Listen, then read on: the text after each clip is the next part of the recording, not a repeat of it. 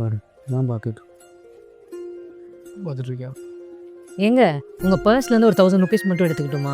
எடுத்துக்கோமா. சரிங்க, தேங்க்யூ. சரி வா கிளம்பலாம். வேலை இருக்கு.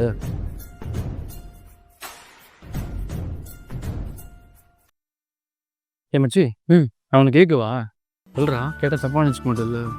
என்ன விஷயம்? இல்லை, நேற்று வந்த முன்னாடி உன் போஸ் வந்து காசு எடுக்குது, இன்னைக்கு அதே மாதிரி காசு எடுக்குறா. நீ என்னன்னா தலையாட்டிக்கிட்டே இருக்க. அவளுக்காக தான் சம்பாதிக்கிறேன். அதுவும் இல்லாமல் அவளுக்கு அதில் உரிமை இருக்குடா. மச்சி, இது ரொம்ப ஓடுறா. என் வீட்டில் மட்டும் என் பொண்டாட்டி போஸில் கை வச்சான்னு வச்சுக்கா, அப்புறம் அங்கே நடக்கிறது என்னென்னு அவளுக்கு நல்லா தெரியும். ஆமாம், ஏன்னா அவன் கொண்டாடி உன் மேலே பயம். இதை சொன்னியே, கரெக்டாக சொன்னேன். இங்கே பாரு, அந்த பயம் இருந்துக்கிட்டே இருந்தால் தான் அவள் நம்மளோட மதிப்பாளுவோம். அதை புரிஞ்சுக்கோ. ஏண்டா கொண்டாடி ஏதாவது பயன்படுத்தி வச்சுருக்கணும், எதுவும் சட்டம் இருக்கா என்ன? மச்சான், 2 வருஷத்துக்கு முன்னாடி எனக்கு வேலை போயிடுச்சு. அன்றைக்கி வாடகை கொடுக்க கூட என்கிட்ட காசு இல்லை. அந்த நேரத்தில் தான் அவள் எங்க வந்துட்டான்னு சொல்லியிருக்கலாம்ல, நான் சாப்பாடுலாம் எடுத்துகிட்டு வந்து வச்சுருப்பேன்ல. என்னாச்சு, ஏன் ஒரு மாதிரி இருக்கீங்க? என்ன பண்ணுறேன்னே தெரிலப்பா. வேலை வேற போயிடுச்சு, சேர்த்து வச்ச காசும் காலியாகிடுச்சு.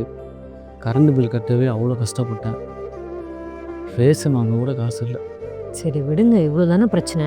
ஒரு நிமிஷம் இருங்க. எங்கே போகிறா?